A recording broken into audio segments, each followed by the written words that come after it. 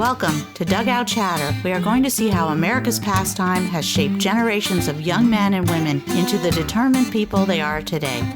Hello, everyone, and welcome back to another episode of Dugout Chatter. I'm McKay Giffen, and today I'm joined by kind of a longtime mentor that me and my brothers had, Juan Bustabad. Juan, how are you doing today? I'm doing great, McKay. Thanks. Thank you for coming on. So you have a very varied background in baseball, from coaching to playing a little bit of professional ball. So, where do you want to start with all of this? Well, we'll start from my professional career. You were born in Cuba, right? I was born in Cuba, moved to Miami at the age of 3. I was just about to turn 4. My birthday's in August, and we got here on July 4th, 1965. And then I went to Hialeah Miami Lakes High School. During my career there, we won 2 state championships my sophomore year and my senior year. And then from there, I got drafted in the first round, 5th pick overall by the Oakland A's in 1979. I didn't sign. I went to junior college, Miami-Dade North. At that time, it was Doc Maneri was the head coach. And then I got drafted back in the day. They had another draft in January, and I got drafted by the Boston Red Sox, 1st pick overall. I signed, and I went to the Florida State League. So why didn't you sign with Oakland? At that time, they were about to sell the team, and the owner was Charlie Finley. It's ironic that you say that. And they were gonna sell it to this Denver oil man, billionaire guy, and he just offered me $25,000. And that time, and it was where I got drafted in the 5th pick overall, was about $75,000 to $80,000. Oh, okay. Yeah. So they didn't want to give you what your draft slot was worth. Correct. So you went to play in college. So where'd you play college ball at? Miami-Dade North. Yeah. So how was your experience there? Oh, it was great. Doc Maneri kind of pumped me up. He got me on TV and had a couple interviews and stuff. But he knew that in January that I'll probably be drafted, high again, and I will probably leave. Yeah, so you signed with the Boston Red Sox. Correct. And I think my dad told me, weren't you in the same draft class as Roger Clemens? Well, Clemens came later on. I did play with Roger Clemens in AA and AAA. Oh, really? Yeah, Clemens was at that time at the University of Texas. He pitched for them. Yeah, how was Clemens in the minors? He was awesome. If he's on your team, you love him. If he's on the opposite team, you hate him. He had a reputation when he played as a headhunter. Did you see that with him in the minors? Yeah, he was tough on the mound. He threw hard, and he was very competitive. That's one thing that I always remember about him. He wanted to win so bad. Yeah, no, he was on a lot of good teams. He played for a really long time. His career wrapped up in 2007. So who were some of the other interesting guys you played with in the minors? Well, in the minor leagues, I've had a lot of good, players through the system. Coach Pedro Martinez. Really? He had just come. It was 1990, and we were sharing in Port St. Lucie with the Mets, the complex, the clubhouse together. And we had him on that team. We had Raul Mondesi, who also was good. And then I had a lot of Jose Vizcaino, Henry Rodriguez, a lot of the Dominican. At that time, the Dodgers were very invested in Dominican Republic, and they had a lot of good players. Yeah. And wasn't that kind of coming off of the Fernando, or what was his name? The guy with the screwball, the lefty, Fernando Mania. Oh, Fernando. Around that time period. Well, to make a good story here, I used to play against Fernando in ping pong at Dodger Town, and I was the only one that could beat him. He beat everybody, but I was the only one. Yeah, that's cool. So how was the lifestyle of minor league baseball back then? Because you hear a lot about it, they're underpaid. Now the teams are finally paying for their housing. So what was minor league life like? It's still the same. It was tough at that time too. You don't make that much money. I think when I started, I was maybe making, maybe $650 a month, and then you have to pay, the rent and food, and it was tough. It was tough. Yeah, was it 4 guys in an apartment? Yeah, you try to get at least 3 to 4 guys in the apartment. So, that way everybody, put their part in and keep us, the rent low for us. Yeah, that must have been tough sharing a room with 4 guys though. And then you gotta like games every day. So how was the transition from like college to minor league? Because the season's so different. You go from playing like about 40 games a year to like 140, and like with not much rest in between. Yeah, the traveling is the toughest part. Like you said, you play 140 games, and it's like every day. You might have, out of the month, you might have 1 or 2 days off, and you're always traveling. And that time we travel on buses, so sometimes it could be 6 hours, 8 hours, 13 hours, and it's tough. You get into a new city, and as soon as you get in there, you're playing that night too. So it's tough. So what were some of the highlights of your minor league career? Well, I had a good run at Great Lakes Loons up in Michigan, Midland, Michigan. We made the playoffs. We won a lot of games during my career there, managing, and the teams were competitive. I had D. Gordon on that team. It was a lot of fun. The fans were behind us. We had, 5,000 coming to see us and stuff. And it pumps up the kids when you get that kind of crowd. Yeah. So I got your baseball reference page up, and you played in the minors through 1989. So what was the decision after 9 years of minor league ball to hang him up? Well, the Dodger has offered me at that time to become a coach in the minor leagues. And at that time, I was about 28 years old. And, it seemed like I was not going anywhere, and I had to make a decision. And so I started my career. Yeah. Coach. So how was the transition from player to managing minor leaguers?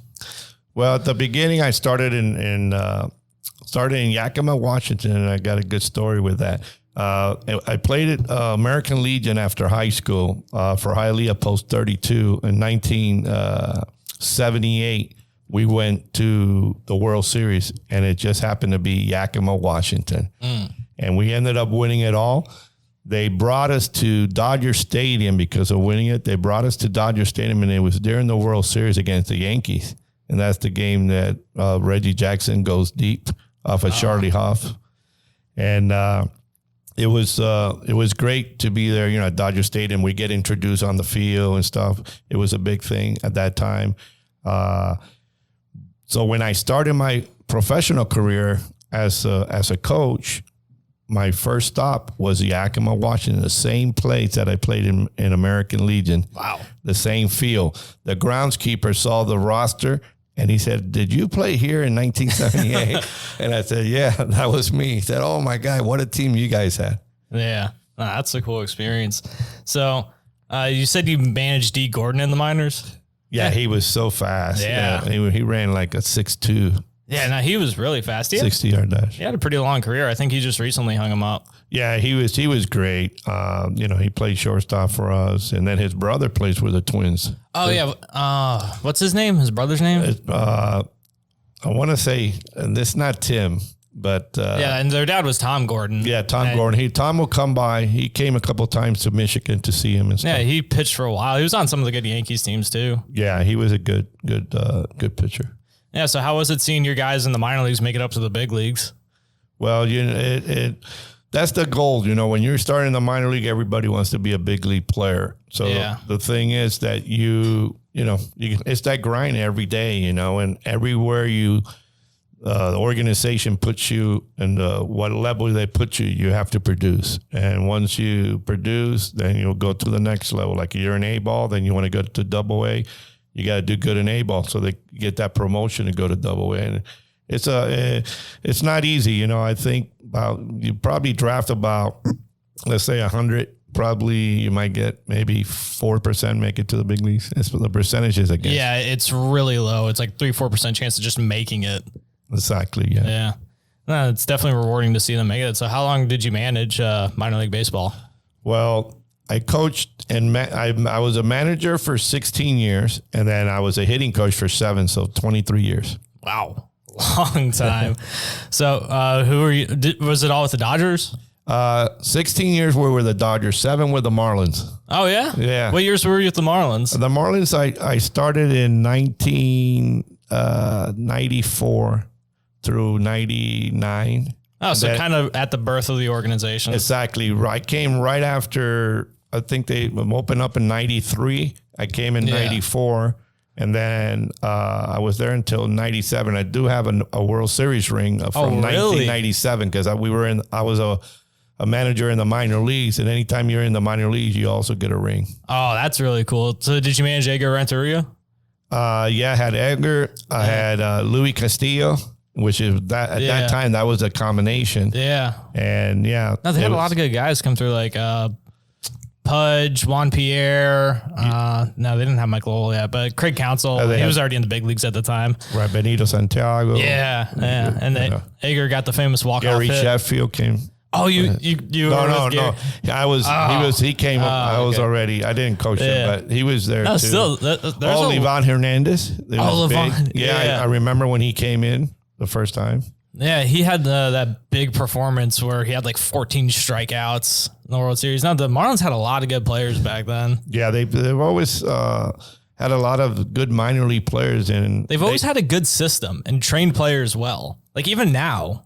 Yeah, they've always scouted well. Yeah, they always scouted well. And the thing is, like, as you know, they made the playoffs this year, and you can see, they got some young players, and they probably got more coming up through the system. But their pitching's good. Yeah, their pitching's always been good. They always need like hitters. They always like hitters. Yeah, they've always been missing a few bats, and they really needed that this year. I mean, they had like Luis Arraez and Jorge Soler carrying the offense. Correct. Yeah. So do you keep in touch with any of the guys that you used to coach? Well, once in a while, I do a lot of the Dodger fantasy camps. Yeah. So once in a while, I'll see some of them because they're still, participating, helping out as coaches. But I haven't seen some of them in a long time because most of them are all in different states and stuff. Yeah. So after your time in pro ball, what was your next move after that? After pro ball, then I went to Oxbridge Academy, which at that time was a new school, private school. And I just came in the second year after the first year that they opened. And I put in my resume to be the baseball coach, the head baseball coach there, and got interviewed, got the job. And then I coached there for 3.5 years. Oh, nice. So how was the transition from pro ball to high school baseball? Yeah, you just got to go down to their level. Yeah. High school is totally different. There's a lot of kids that are still learning, trying to make that adjustment, trying to get to the next level for them is college. So it's a lot of work, trying to make that adjustment as a hitter or as a pitcher or as a fielder. Yeah. And they just, it's a grind for them too. Yeah, I remember like when we were growing up, you had the pro ball camp. Yeah. That was a lot of fun. Yeah, you coached me and all my brothers. So like I was still like really young back then. So what were you doing with pro ball? Well, with my brother-in-law, Oscar, who runs the South Florida Travel Baseball League, we hooked up together and put that pro ball, academy together. And we were just trying to, teach fundamentals and just trying to start them off, learning how to catch, how to throw and stuff. And then from there on, try to, make some travel teams down the road. Yeah. Are you still doing work with youth baseball? Oh, yes, for sure. No doubt about it. Yeah. What's some of the stuff you're up to? Well, I train a lot of kids from the Wellington rec area and the West Boyne rec area too. And I do it at Cruz Baseball. It's indoor facility that Tony Cruz. I've been there. Yeah, he's another local guy from West Palm. He's got a ring from his time with the Cardinals. With the Cardinals, and he went to Santa Lucia's too. Yeah, he was at Santa Lucia's. Well, it's been there about 3.5 years now. So I go over there and train kids. They do some camps in there too. Yeah. So do you have? I've had some stories on the podcast that are a little more R-rated, but what's like one of the funniest experiences you've had in your time with baseball, like at any level? Well, I can tell you one. We were playing and we're in a rain delay, and this is in professional baseball. And the other team is trying to get our guys to play that little game, tag. tic-tac-toe. Yeah. And then they throw the ball to our, so we put, you either put an X or an O. You send it back to them to see who wins, and, stuff like that between both teams. Those are fun things. A lot of times it mostly happens during the rain delay where you're like an hour or two and you're in the clubhouse and one guy could be dancing and, doing funny things. Yeah. Yeah, fun. A lot of funny stories come out of baseball clubhouses. Yeah, exactly. So is there anything else you want to share? Well, now I'm coaching at Lake Worth Christian. I'm going into my third year there, trying to build the program, kind of like what I did at Oxbridge Academy from the bottom up. So the last 2 years I've had middle school, 6th, 7th, and 8th grade. I've had 12 players both years. At the varsity level, I've had 12 also both years. And then I'm just trying to build it up, get it where it could be a top school, baseball wise. And I got a young team and they're all starting to come around now. Yeah. So what's some advice you'd give to younger players who are looking to make it into higher levels of baseball? Well, number one, the biggest thing is your grades. You gotta have those grades. One of my friends always says, student athlete, student comes first. Exactly. And he's correct. We always ask him, make sure your GPA is up. And then when they get to be a junior, the SAT, the ACT, take the test, try to get, because the higher number they get, the more money they can offer them on their scholarship. So that's number one. Two, putting in the hard work day in and day out. Don't go through the motions. Try to be the best player you can be, because you never know what can happen, especially when, they get a scholarship and they're going to the college level. Never know. Maybe one day we can see him on TV, might be a professional player, but maybe playing in the big leagues. Yeah. From your time, like from playing baseball in the 80s till now, the game's a lot different. What's some of the changes that you've seen? Well, with all these new rules that they have now, with a man on second. I hate the ghost runner. Yeah. That's a travesty for Major League Baseball. Yeah. Any professional baseball. Yeah. That's, they do that in travel in little leagues, the same thing, put a runner at second, you got one out and. But with the best players on the planet, there's no need for that. Yeah. That one is probably the clock.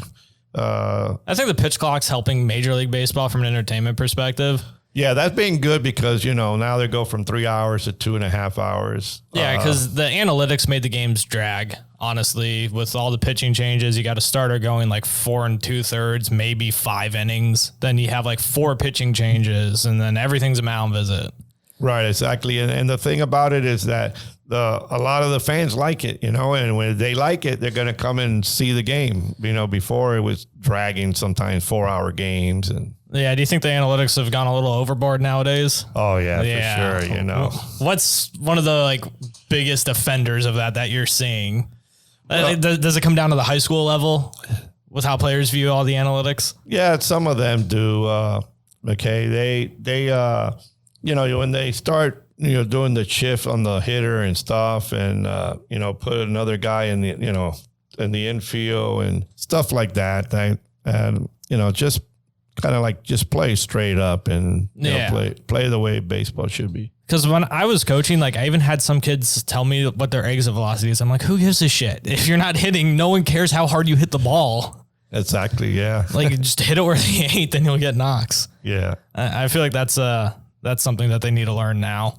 And have you seen change with pitching? Because I feel like nowadays pitchers just try to throw hard. They don't care where the ball goes. Yeah, now it's all about velocity. How hard can you throw? Yeah, baseball kind of became a power game. Just try to hit the ball hard and throw it hard. Not everyone knows what they're doing, though. Right, and pitching, now you see guys throwing 100, 99, 98, 97 consistent and stuff. Before, 90, 91, 92, 90, maybe 94, but now it's probably another 4 or 5 miles added. And then in the hitter's part, the launch angle. Everything is about the launch angle. And what happened is they're striking out more than ever in the big leagues now.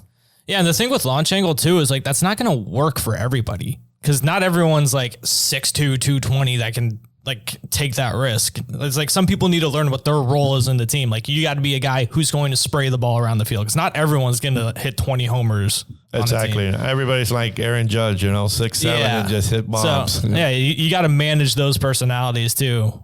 Yeah, especially if you got a little guy who's just, a guy that just hits line drives and gets on steal bases, course runs for the team. Why are you going to tell him, hit home runs now when you're not a home run hitter? The Yankees are doing that with Anthony Volpe. Like his minor league numbers, like he stole 50 bases, but they want to make him a power hitter. Your money's in your legs.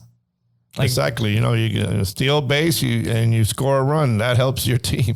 Yeah, I know. Like, my brother Kieran actually came into my room last night and he's like, "Oh, you're going to hate this Stark Raven Sports video." I'm like, "Why?" And he's like, "They did a video on why bunting's bad and the mathematics behind it." I'm like, "What?" Because there's value in bunting if it's done right. Because you can move a guy over 90 feet, get out of a double play in a big situation, it pulls the infield in. Correct, yeah, and bunting is a loss of art in the big leagues. You hardly never see guys bunting nowadays, and that's the big part. You got a man on second, just bunt him over, or man on first, tie game, 1-1, last inning, bunt him over. Put pressure on the opposition, because like in those big situations, it forces the catcher to really have to block the pitcher, not to spike a pitch. Like people don't think about those changes in mentality that like something like that brings. Yeah, and you put pressure, like you said, on the defense, especially on the pitcher when he got to feel the bunt and then throw it. So most of the time they throw the ball away. A lot of them, they don't. Like John Lester couldn't even pick off a guy at first. Exactly, he never wanted to throw over. So if you get a guy like that, you steal. Yeah, sometimes a lot of challenges is just forcing them to make the play. Yeah, exactly. Yeah. So you'd like to see more balls in play? Yeah, I would like to see that. I like to see, baseball has become a game of, like you said, power, power pitching, power for, hitters, home run. I would like to see more of like, a hit and run. The guy steals second base, that's fun. Home runs, don't take me wrong. The home run is nice too when you hit it with two guys on, or not a solo home run, but yeah, sometimes it happens in big situations, but like, I'm sure like when you face a good pitcher, like the whole team just feels helpless. Like there's that vibe in the dugout. Sometimes you got to do something to shake things up to get them out of their rhythm. Yeah, because baseball's a rhythm game. Exactly, and it's going to be a low scoring game when you have two good pitchers. It's not going to be a 10-9 game. It probably might be a 2-1, 3-2 game. So you got to do the little things that will make you win the game. Yeah, and one thing I heard, I was listening to Brett Boone talk about it, and he was like, because nowadays everyone's like a walk or a strikeout. He's like, when you face those good pitchers, and this applies especially in the postseason, if you're facing front-end pitching, they're not going to walk you because they have the command to pitch around you effectively. So you have to know how to hit and put the ball in play. Yeah, just putting the ball in play, you put pressure on the defense. And how many times you see errors, and then you get on, the next guy hits a home run. Now, instead of being out of the inning, now they scored 2 runs. So what are some of the fundamental things that you think baseball players should be learning? Because especially I'm going through it now with, like we were talking about before we jumped on the podcast with Miles, just like little things to get them going to help them throughout the rest of their career. So fundamental baseball. Yeah, I think mostly right now for kids, it's mostly, catching the ball. You see, that's the hardest thing when they're 6, 7, 8 years old to catch the ball, especially on the backhand side. Yeah. But, the step, the 1-2 step and throw, feel the ball, routine ground balls with 2 hands, catch the fly balls with 2 hands, little things that's going to make him better down the road. Yeah. And one thing I've noticed, especially like helping Miles out, is that kids that age are afraid of the ball just naturally. So like, is there something you can do to help them get over that fear of being hit by the ball? Yeah. You try to, throw it where they like it, so they get used to swinging instead of taking that fear of, okay, I'm going to get hit. And then probably tell them, listen, I'm not going to hit you. Just swing the bat. I'm not going to hit you. Maybe start taking that fear. And a lot of kids, they step out because their fear that they might get it. Especially when they get into kids pitch, that first season, it's always rough. Yeah. Because kids throw the ball all over the place. Yeah. And I feel like sometimes when they get hit, they realize it doesn't hurt that bad. Yeah, exactly. Unless you get a 9-year-old throwing really hard. How many 9-year-olds are throwing hard? No, they're not. Well, is there anything you want to add before we wrap up? Well, I just want to thank you for the opportunity. You're doing a great job. Hope the viewers out there, you got a great baseball guy here on the Dugout Chatter with McKay, and I wish you the best of luck. Hey, I appreciate you taking the time to come on. Is there anywhere that anyone listening can reach you? Yeah, my number is 561-436-4269. So once again, 561-436-4269. My name is Juan Bustabad. And do you do private lessons or anything if they'd reach out to you? Yeah, I do private lessons. I also do, camps in the summer, during Christmas, Thanksgiving time. Oh, I got you. Is there any website or anywhere else they can find more information about that? They can call me, and I mostly do in the summer at Lake Worth Christian. We use the field, and then so the best thing is to call me, all right, and then we go from there. All right, thank you for coming on today, Busty. I really appreciate it. All right, my pleasure.